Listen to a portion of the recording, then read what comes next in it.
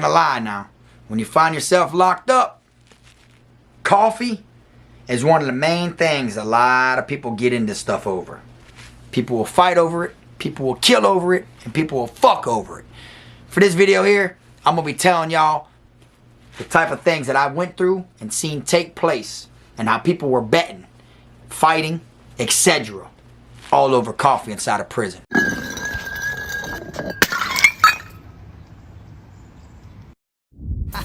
I'm the best, finna be this way till I EOS. Take it how you want, nigga, yeah, I'm a pro. Fuck around and bust your lot while you're at Vizzo. I hate to be this way, but I live for the moment. Waking up every day, show me an opponent. Shanks on deck, hitting bitch with locks. So much pool, I can even start you from the box. You don't wanna pay rent, got me bent. Got lax on deck, your money was well spent. Vultures on the prowl, so don't try testing. Step 2 comes violent, first steps finessing. You a hold down man, suitcase this. My cell phone, I'm a charger, don't walk with a limp. Get it knocked off or missing, you gon' get it. Next time I see you ass, you gon' leave airlifted. What's up, y'all? You already know, man. K-Fraud TV back in the building. Y'all go ahead and do me that solid favor, man. Make sure you hit that like, subscribe button, and also make sure you hit the notification bell so you can see it first. Welcome back to the channel, man. If it's your first time tuning in, my name's K-Frog, and almost everything I talk about over here is either prison or jail related, because I want people to know what it's truly like if you find yourself incarcerated. All right?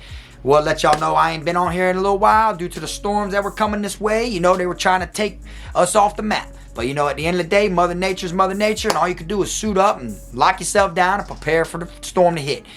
But we're back, and I felt like, you know, dropping this video, let y'all know how seriously things can get inside of prison and how far people will go all over coffee. Don't get me wrong, if you've been to prison before, you know about that, you know, that Caffeine, or you know about that Billy Brew. Those are the main two ones that we get locked up down here inside of prison in Florida. Now, when I first got to prison, you know, I didn't think coffee was that serious of a thing, you know. In the county, you know, a little bit, you got people that go above and beyond for it. You know, you got the little instant packs, you know, stuff like that. But you do got, you know, the trustees is what they're called inside the county jail. They're like housing mouses. That's what we call them. You know, they're the ones that like are in the guards' face 24/7. And some of them are just, you know, working for the guards, you know, just to get some extra food, get an extra tray, get to eat more, or even to stay out of their cell, you know, for longer than others. But I've seen a lot of people, you know, become trustees, and the main thing that they got their eyes on is that coffee. But not the instant kind or the chicory that you would get, you know, given to you from, you know, the people that work there, but the real deal coffee that is lockdown coffee, which is comes from the officers, you know, lunchrooms. You know, they get it from what they would drink, and they give it to their trusty inmates. And I've seen a couple people, you know, take it serious, you know, and go to above and beyond just to get coffee. But it never dawned on me in prison that it was that serious when it came to coffee. Because you think about it, you know, what's the big deal? You know, I guess it takes the edge off, you know. But it goes such a far way that I want to let y'all know about how it was in one of these dorms that I was in when it came to coffee, all right? And I found myself in a situation and ended up getting in a fight over something somebody said to me. But I took it as disrespect because of the way he said it, but in all reality, it was just a hobby for them inside that dorm. Now, I found myself getting out of confinement at this particular time, and I got placed in a unit that I was not in before. So yeah, I knew a couple people, but I didn't know everybody. And even if you do know everybody, there's gonna be somebody in there you don't know that might wanna test you or try you. Me on this day, I walked in, I had my canteen bag on my, you know, like I was Santa Claus, you know what I'm saying? I had me a couple items still in there that they didn't take while I went to confinement, you know what I'm saying? And, you know, prison, you got a lot of people that are nosy. And when they're nosy, no matter what it is you do, they can't help but to, like, you know, look at the shit you got. So as I came in with my canteen bag, which was like a net like this, which this is a laundry bag, but same thing as this, just it was blue. When I came in there with my bag like this over my shoulder, like I was Santa Claus, like I said, you know, they could kind of see the stuff that's inside of my canteen bag, right? So people were able to see I had a bag of coffee in there, all right? And one of the dudes came up to me, and off rip, he was like, you want to bump over that coffee? Like, you want to bump for that coffee? You feel me? So in my mind, when he says it to me, I'm thinking like he's trying to put down, like he finna take my shit or something. You know, that's what my, you know, defense mechanism registered in my head. I thought he was trying me. So I was like, what you mean, homeboy? And I shoved him. You feel me? Like I wanted to fight and everything like that. he goes to getting all ready and everything, like he's gonna fight and everything, you know. So I'm like, shit, it is what it is. I put my shit down. I'm like, bro, I don't know who you think you coming at, shit like that. And he swung on me. And when he swung, you know, he chipped me a little bit, but he didn't hit me fully. So when he swung, I backed up. I said, all right, say no more. So then now we start fighting. And the whole time, I'm in my mind, I'm fighting him because he came at me sideways, like he was trying to take my shit or something, you know, like basically saying if I don't bump right now, that he gonna take it. You get what I'm saying? And that wasn't even the case. What the case was is at that dorm, and I did not know this, is people would fight for bags of coffee.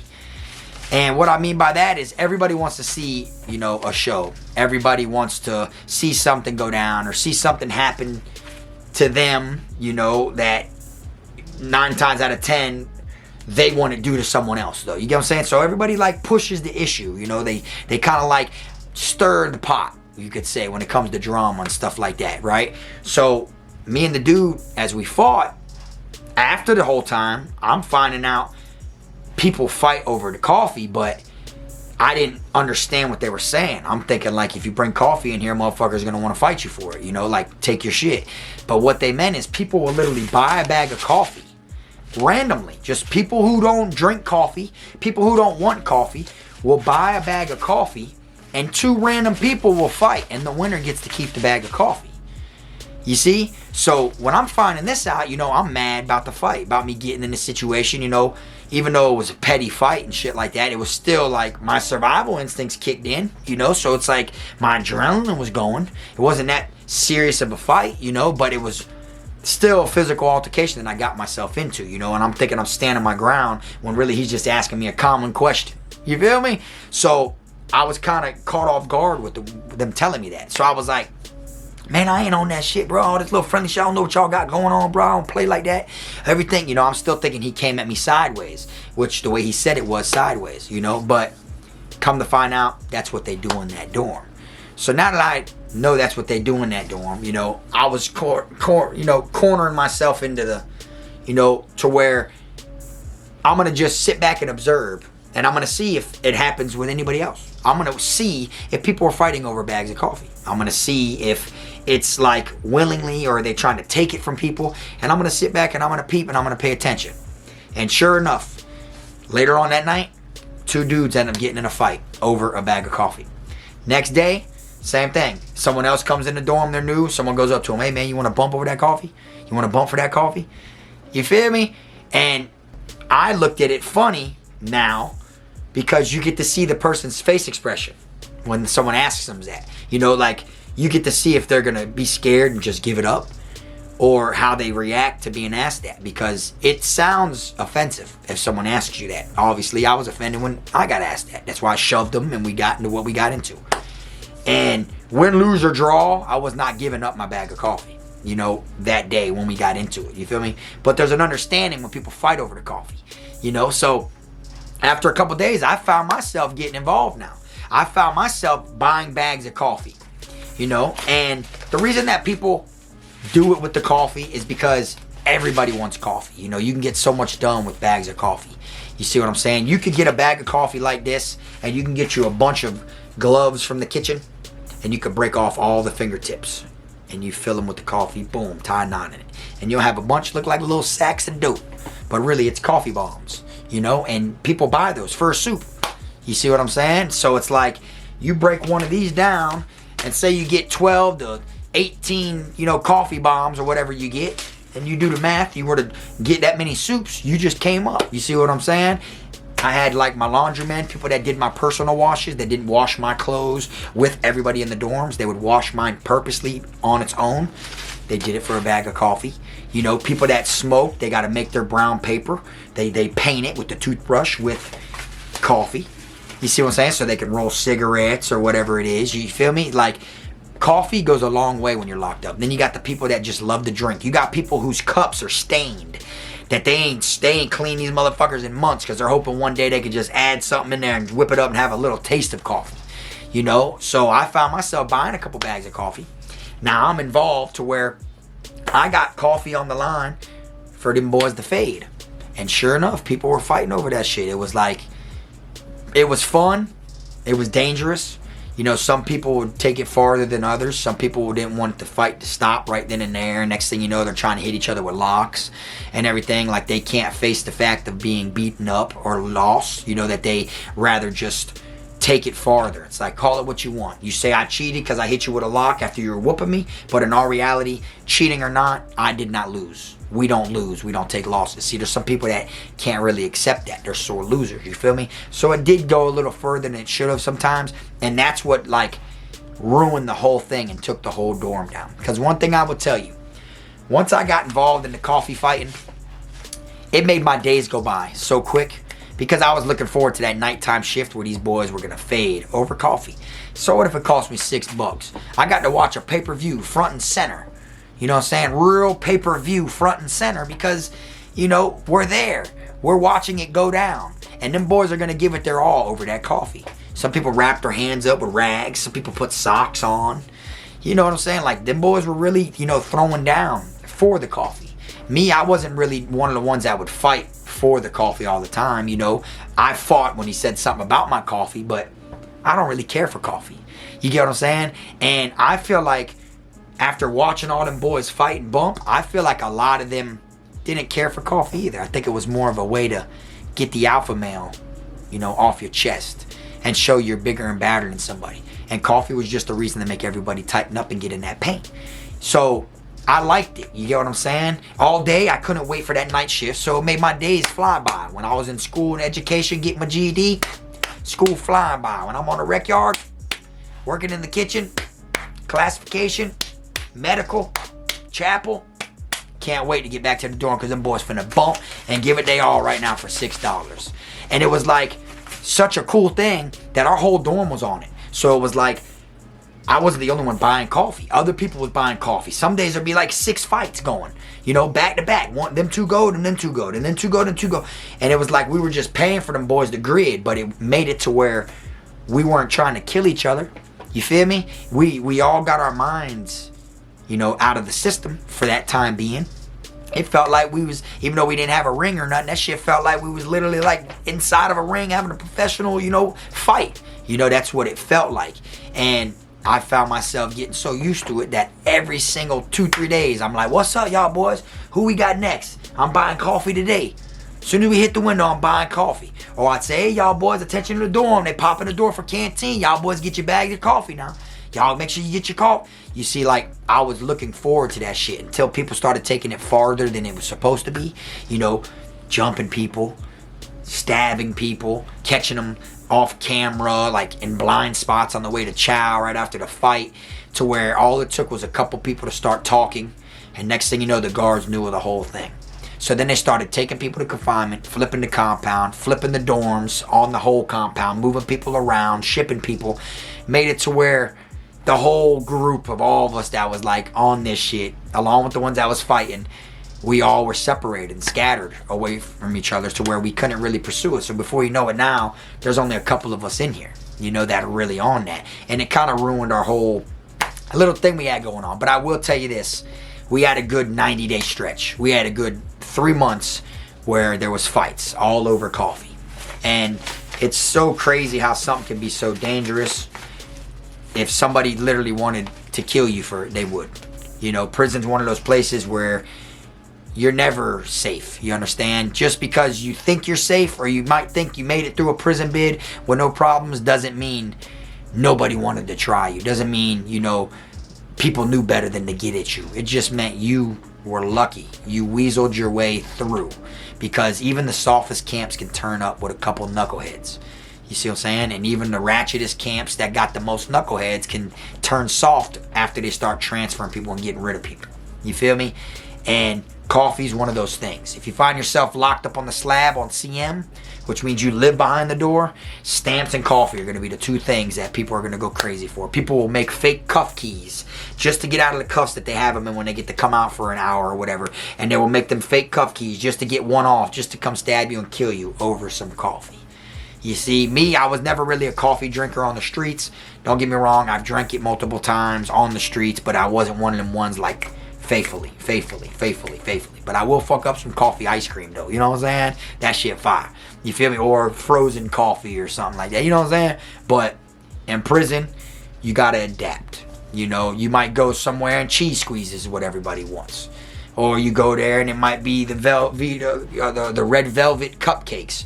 Or the Velveeta, you know, beans and rice in a bag. You know, like, you never know what it is when you're there. But whatever it is, people are willing to, you know, knuckle up over them. And I felt like that Billy Brew and that Keefy go a long way. You know what I'm saying? Like, if you get you a coffee like this, right, and you make that bitch real quick inside of your cup and you pour a Swiss Miss hot cocoa in there, fire, boy.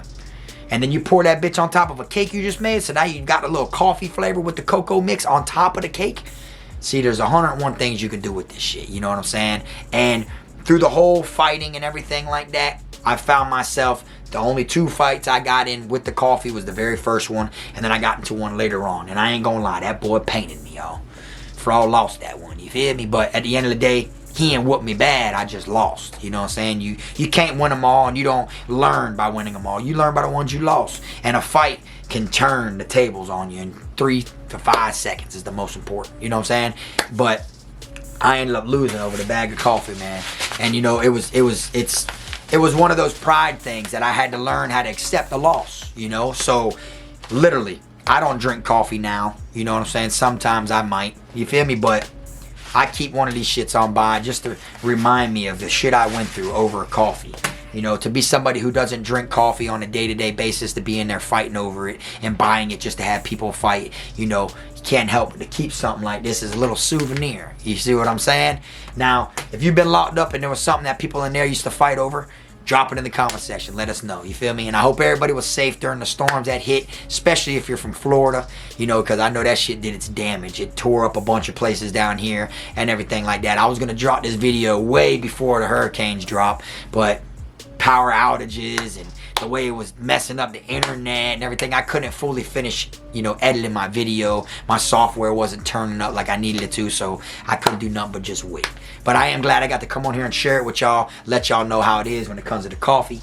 If you're somebody that was locked up and y'all had little Friday night fight nights like that, drop it in the comment section. See, our main Friday night fight nights wasn't with the coffee. Our main Friday night fight nights was just the canteen bag with the IDs. Everybody throw their ID in there and they shake it. The 2 that come out, y'all catch the wall and y'all tighten each other up. You feel me? The coffee's what made it more fun because people knew, you know, there was a wager. You know, this is like the pot, if you think about it. This is the pot. Whoever wins gets the pot. They get this. You see what I'm saying? And some people don't have money from their family. They don't have no backbone or support system out there. So they need that money. So they ain't got no problem fighting, even if they lose. You know what I'm saying? I've seen people get whooped, and the other person that whooped them didn't even want the coffee. They gave it to the person that whooped, respected that they got in there, and gave them the coffee. They just beat them up just to beat them up.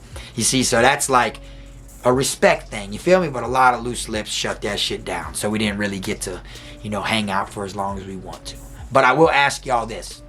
If you were there and them boys were fighting over a coffee, are you going to get in there? Or are you going to just watch everybody fight? That's what I want to know. That's the main question right there for the comment section. If them boys were bumping and they wanted you to get in there over a pack of coffee, are you going to get in there just to show people what it's like to get in the paint with you? Just to do it for fun? Or are you not going to get in there? Some dorms you get put in, they make it to where everybody participates. You know, your ass don't participate, the whole dorm might jump on you.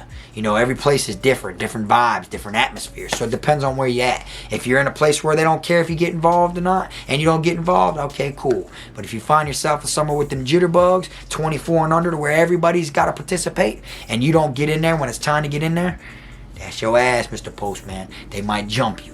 You see what I'm saying? But that's all I got for y'all today, man. I just want to come on here and talk to y'all about the fighting with the coffee.